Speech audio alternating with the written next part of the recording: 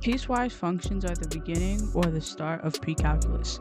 Whether you're taking AP Precalculus AB or BC, you need to know how to graph these piecewise functions and how to analyze them.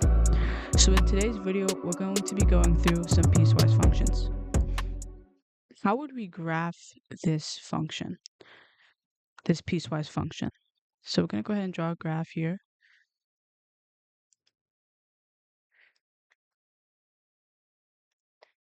Let's go ahead and start graphing. So first we're given y equals f of x equal to -6. Whenever you're given a number, think of it as a straight line. So we'll navigate to -6 and we'll have a straight line going through -6.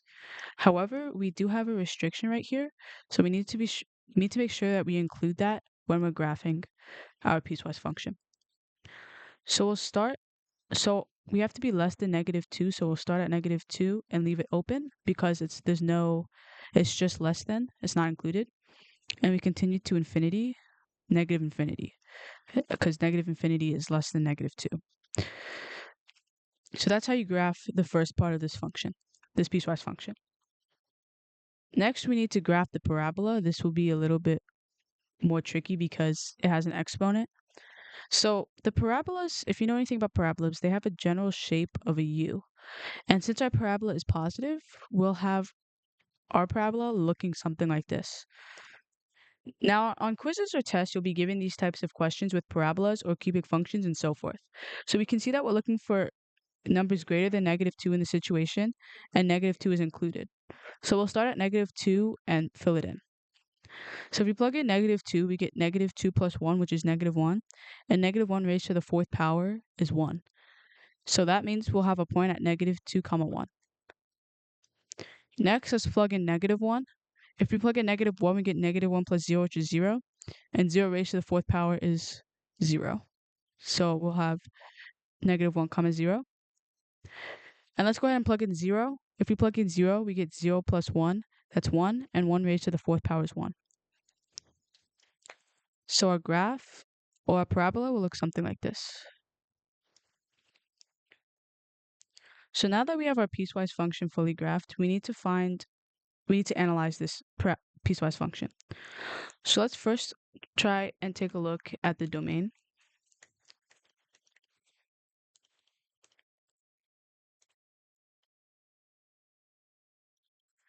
We need to look for gaps on the x in the x values because domain is x values. Domain is from left to right. So we need to look for any gaps that signify that there's a discontinuity. So we start at -infinity, so that'll be our first starting point. Infinity will always, whenever you use interval notation and you include infinity, it'll always be a parentheses because infinity is not a number but more of a concept. So now we need to look for any gaps here. Although this right here may seem like a gap, this is actually included because this is filled in. So that is included in the domain. So that means that we don't need to include that into interval notation. So there are no more gaps. So that means it increases all the way to infinity. So our domain will be -infinity to infinity. Okay, so next we need to look for the range. So we need to look for our lowest y value, which is here at -6. So we'll start with -6 with a parentheses because this circle is not filled in. And then we'll continue all the way up to infinity. So our range will be from -6 to infinity. Next, we need to look for our x and y intercepts. So where does the graph touch the x-axis is the question. Right here, this right here is an x-intercept. So that point right there is -1, 0. There's no more x-intercepts after that, so we're done with this field. Now you want to look for y-intercepts. Right here is where the graph touches the y-axis. So our y-intercept will be at 0, 1. And that is how you'll find your intercepts and your domain and range and how to graph a piecewise function.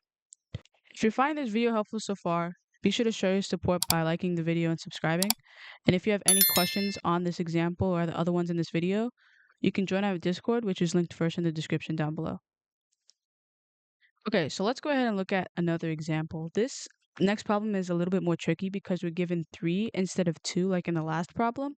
So let's go ahead and figure out how to graph this and analyze this piecewise function. So first we'll go ahead and draw a graph so we can graph our piecewise function.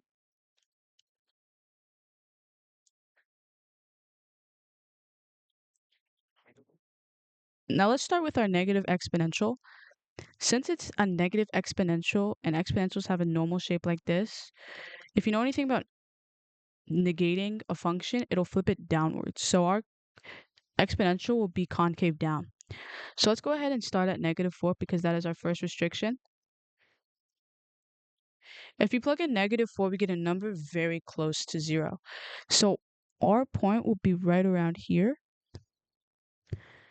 If you continue to plug in numbers less than -4, we keep getting numbers very close to 0. So for the sake of this video, this part will look like this. Okay, so next let's look at our absolute value part of this equation, of this piecewise function. So an absolute value looks something like a V shape, something like this. So since it's a negative absolute value, we know that it's going to be facing downwards as well. So let's go ahead and plug in -4 to see where our graph ends because it is a restriction, as you can tell from this. So if you plug in -4, we get the absolute value of -4, which is 4, and then we take the negative of that, which is -4. So we're going to be at -4, -4. Next, let's plug in 0 because that is the other half of our restriction. If we plug in 0, we get the absolute value of 0, which is 0, and -0 is not a thing, so it'll just be at 0. If you keep plugging in numbers like in between -4 and 0, like -1, for example, you'll get the absolute value, you'll get the same number you plug in. So if I plug in -1, the absolute value of -1 is 1, and that just gives us -1. I plugged in -1 and I got out -1. And that's the trend you'll see with this absolute value here. So if you keep plugging in numbers, your output will be the same number you plug in, which is nice and easy for us. And our absolute value part of this piecewise function will look something like this.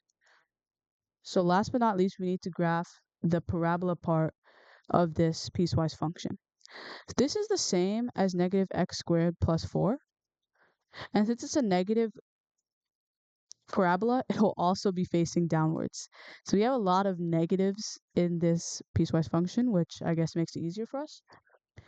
So let's go ahead and plug in 0 because that is one of our restrictions, and it'll be an open circle. So if we plug in 0, we get 4 minus 0 squared, and that is the same as 4 because 4 minus 0 is 4. So our point will be at 0, 4, and that'll be an open circle. Let's go ahead and plug in a few more numbers just so that we can continue this graph. So let's go ahead and try 1. If you plug in 1, we get 4 minus 1 squared, which is 4 minus 1, and 4 minus 1 is 3. So our next point is 1, 3. And let's go ahead and plug in one more number. Let's go ahead and plug in 2. If we plug in 2, we get 4 minus 2 squared. 2 squared is 4, and 4 minus 4 is 0. So our point will be at 2, 0. And our graph should look something like this. So that's how you graph this piecewise function.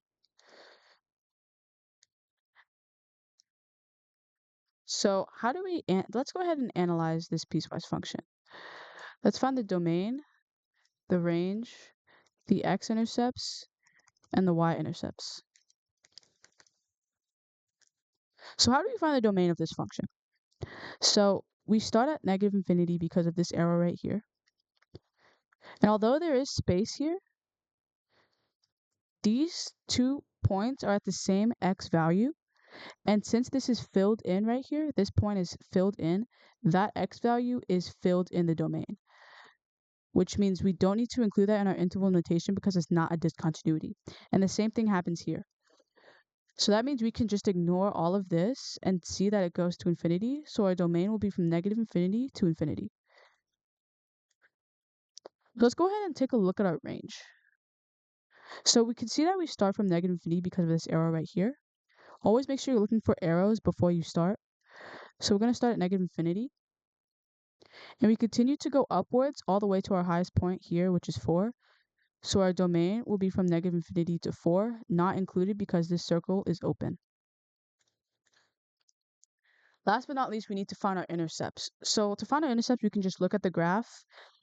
This right here is not an x-intercept because, like I said, this is like 0.0001. So we're not going to include that as an x-intercept.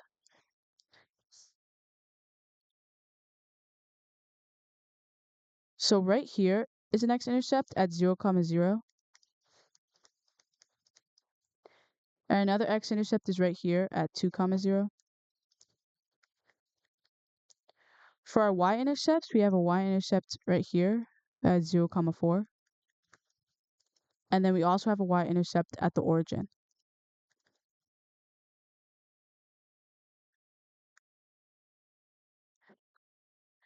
Just note that the origin is kind of a freebie when you're given when you're trying to find x and y intercepts, because the origin counts as both an x and y intercept. So don't forget to include that in your answer. If you found this video extremely helpful, be sure to subscribe. And if you want any additional help or you have any similar questions, you can join our Discord server where we provide free help to anybody that asks for it.